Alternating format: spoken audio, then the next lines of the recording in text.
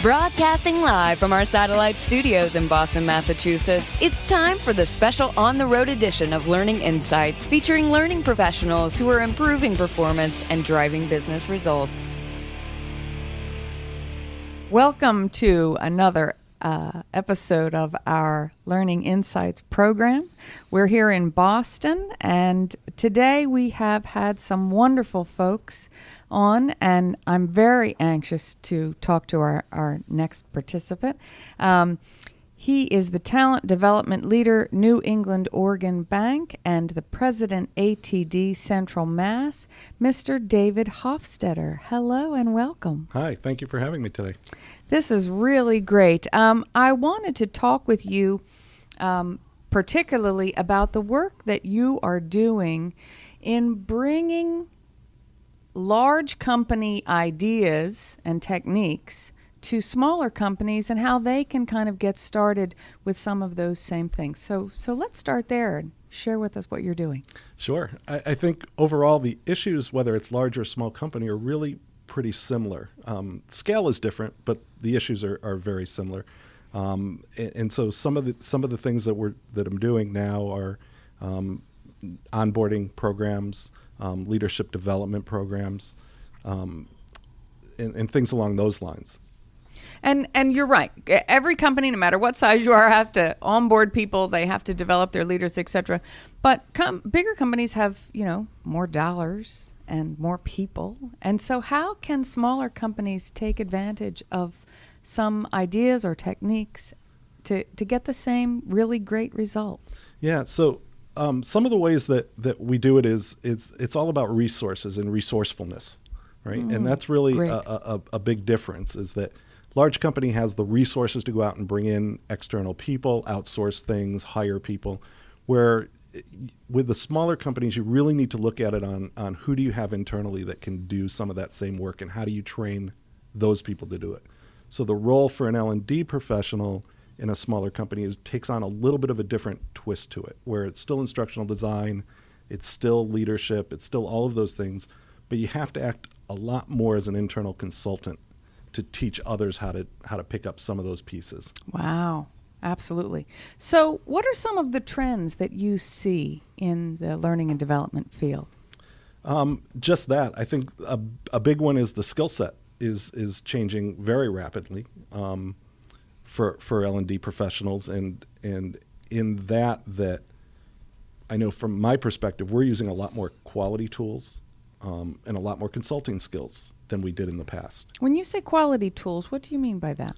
So a lot of the quality initiatives that are out there, the quality tools like right now we just finished doing a re-engineering project on our new hire learning program. So we use that. We use VSM, a value stream mapping process. We use 5 whys to determine what the root cause is. So we use root cause analysis. We use a lot of those different types of quality tools now versus just asking why, right, and taking an order.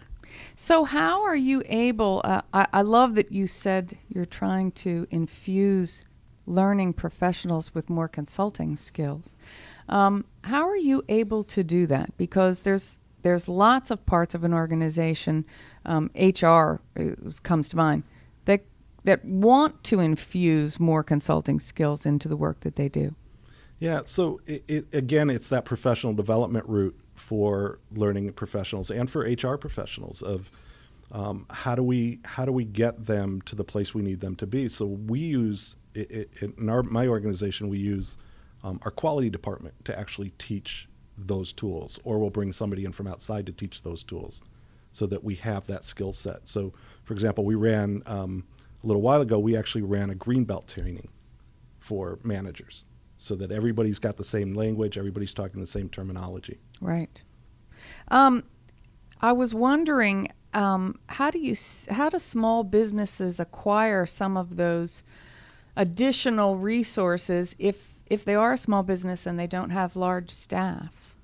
Yeah, really through a variety of ways. There's enough knowledge out there now and enough opportunity out there that people really can take advantage of it when they look for it. There's free webinars constantly on pretty much every topic you could possibly think of There's association meetings on a monthly basis, whether it's a quality one or whether it's ATD or whatever the topic is. The HR ones, there's always ongoing monthly meetings and meetups and those kinds of things. So getting the source, again, getting that information is relatively easy when you have a plan to do that. And again, it comes to resource versus resourcefulness. Right. I love that.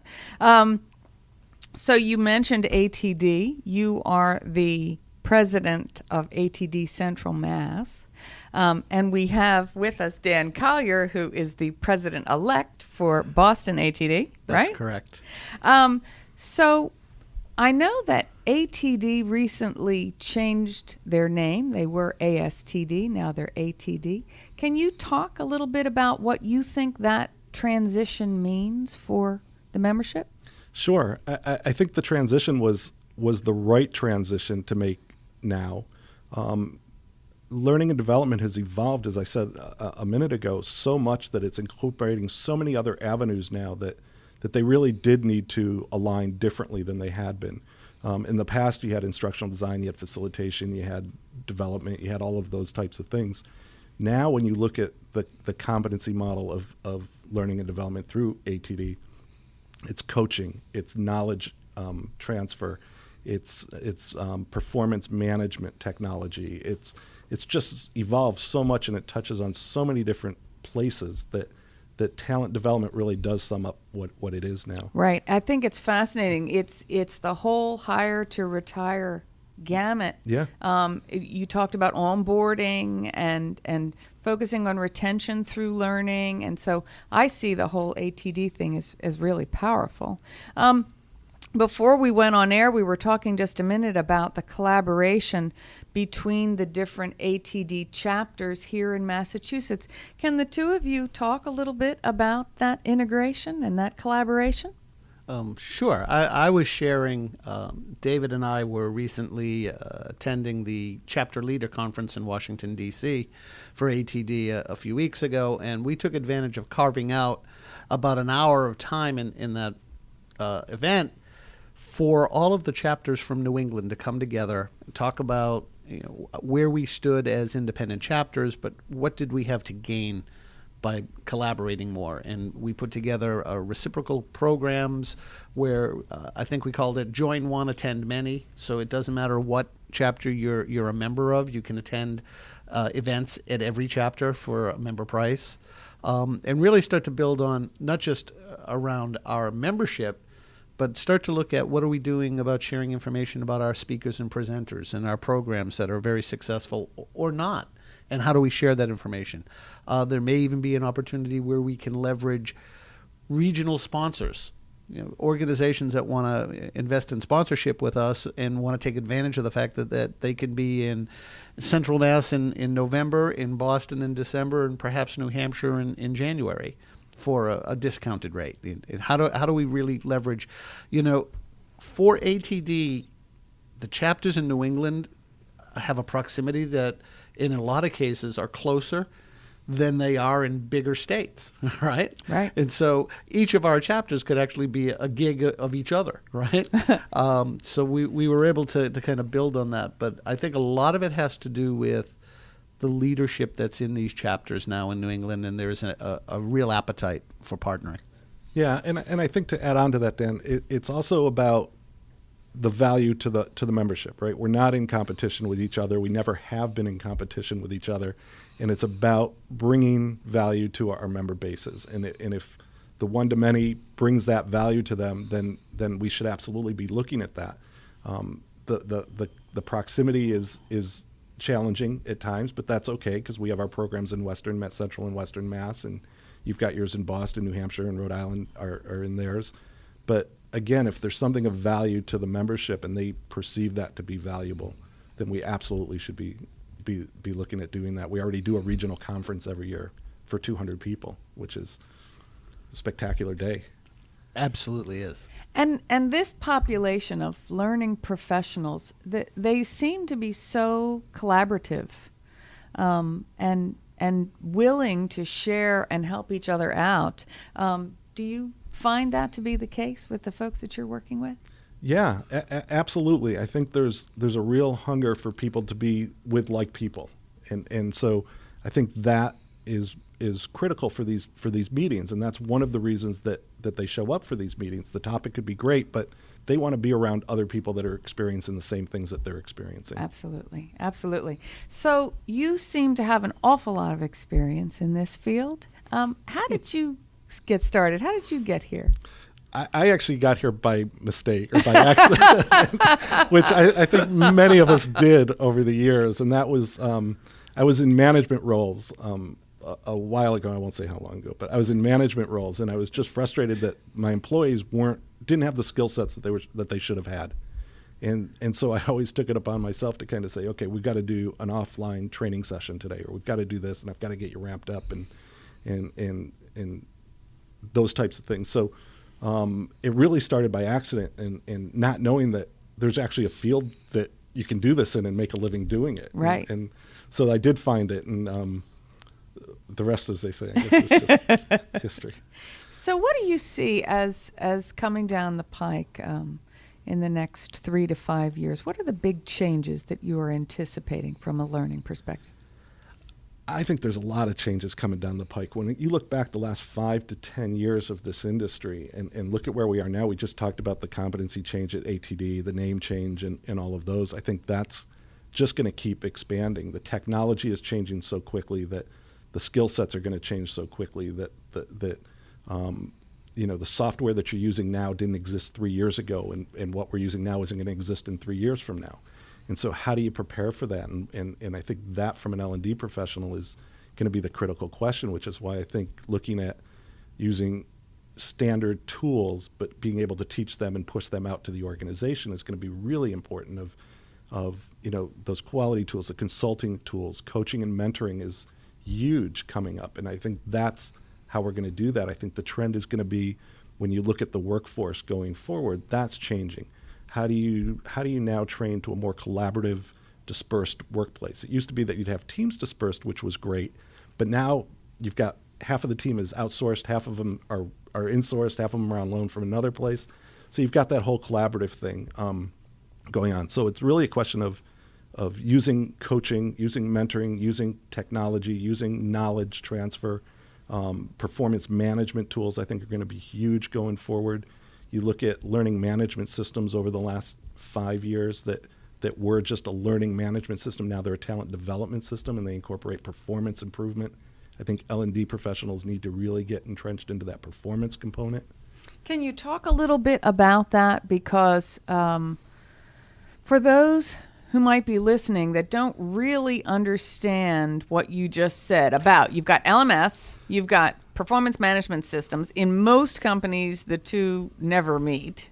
And talking about embedding all of that, can you just help our listeners understand a little bit more about that? Sure. So from a performance management standpoint, and I'll give you an example of where we just went from. We always did an annual appraisal in our organization, which most organizations do. 2 years ago, we started a project to eliminate them. And everybody was, how are we going to measure? How are we going to measure? And I said, well, what's the data that we want to measure? And that's the first question that you want to ask is, what do you want to measure?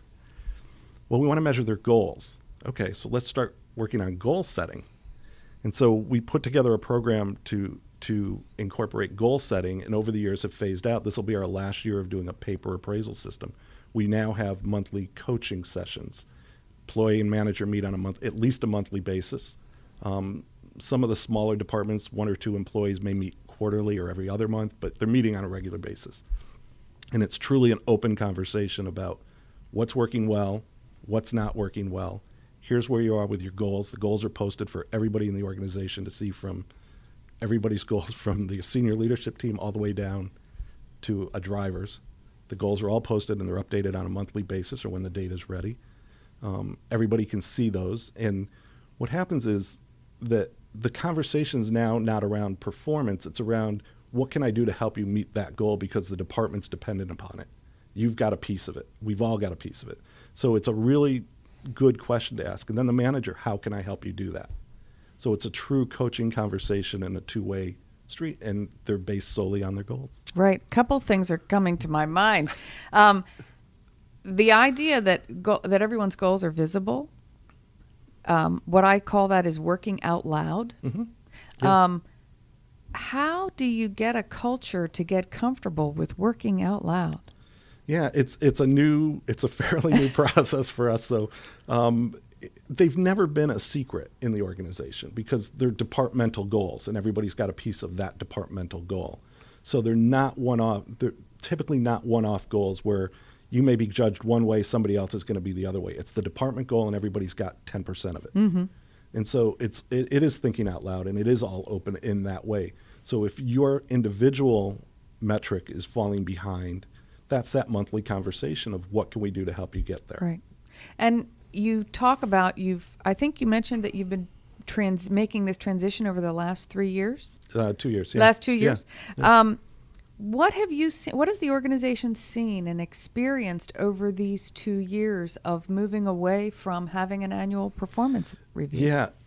Cheers, cartwheels up and down hallways. Yes. Yeah. Yeah. People have been very excited about it. They don't like doing self-appraisals. They just don't like talking about themselves in that way. They don't like sitting down that once a year. If you've got something to say to me, why don't you say it to me when it's occurring? Which we did. We have that culture anyways. That just was one more step of, if we're doing that anyways, why do we need to do it once a year? Right. So we really looked at it, and we looked at it from the employee's perspective, we looked at it from an HR perspective, and we looked at it from a risk assessment and a legal assessment, right? Of, do we need to have that documentation?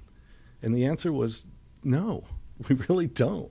As long as there's an issue that's documented as the issue's occurring, we're good. And we do have that documentation of those monthly meetings. We've asked people to keep notes on them, and so we have it. I was going to ask, did you have to go through a different management training to enable managers to execute this new program effectively? Yes, and it's ongoing, and it should be ongoing. We've implemented a system that tracks the goals for us, so that part's easy. We trained on that.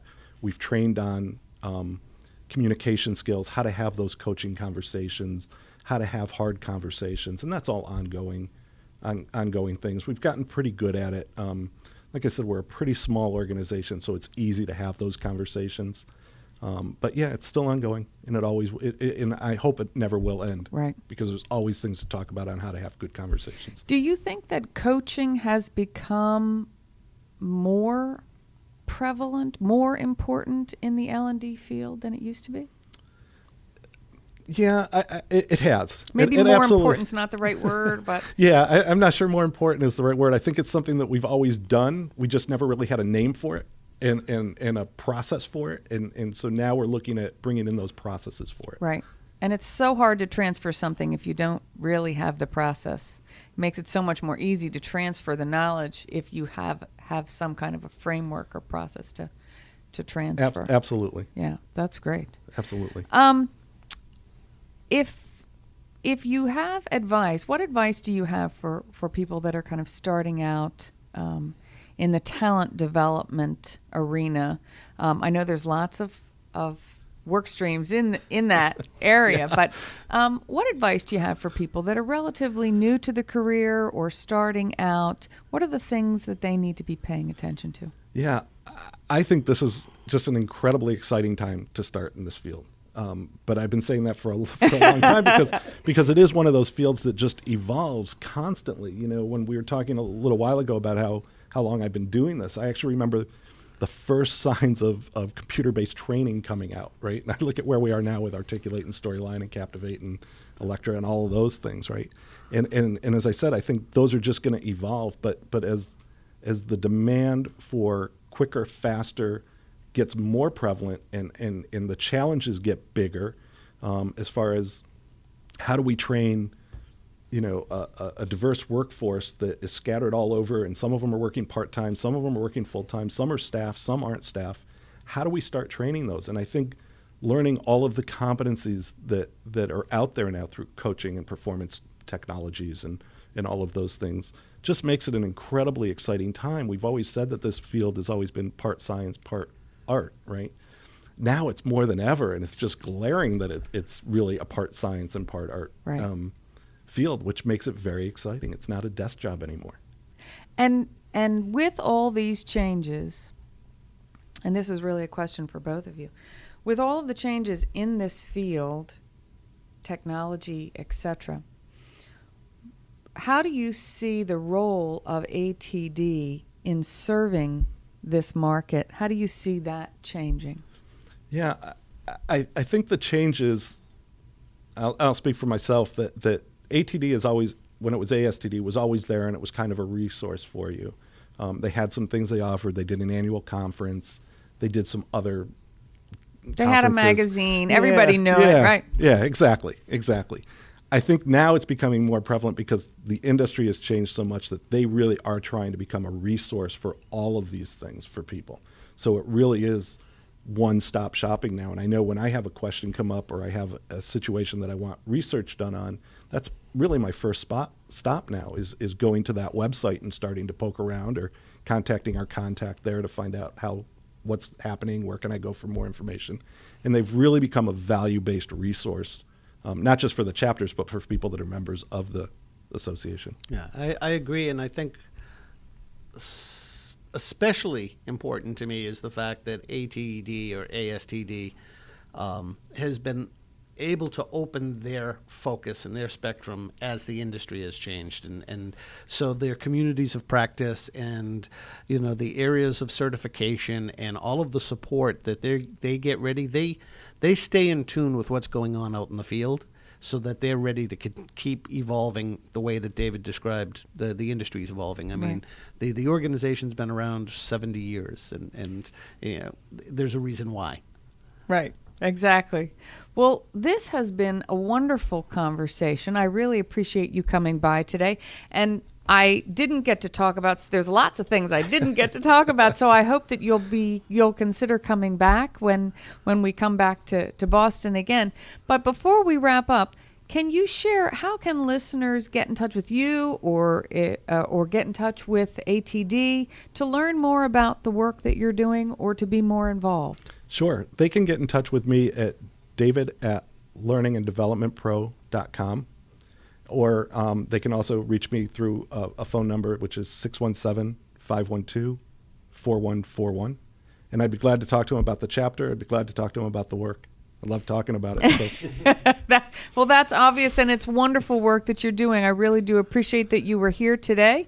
Thank you for setting this up, and for all of those with Business Radio X family and our friends at Training Pros. We'll call it a wrap for Learning Insights. We'll be back in a few. This has been a special Business Radio X production brought to you by Training Pros, your source for local learning and development experts. Learn more at training-pros.com.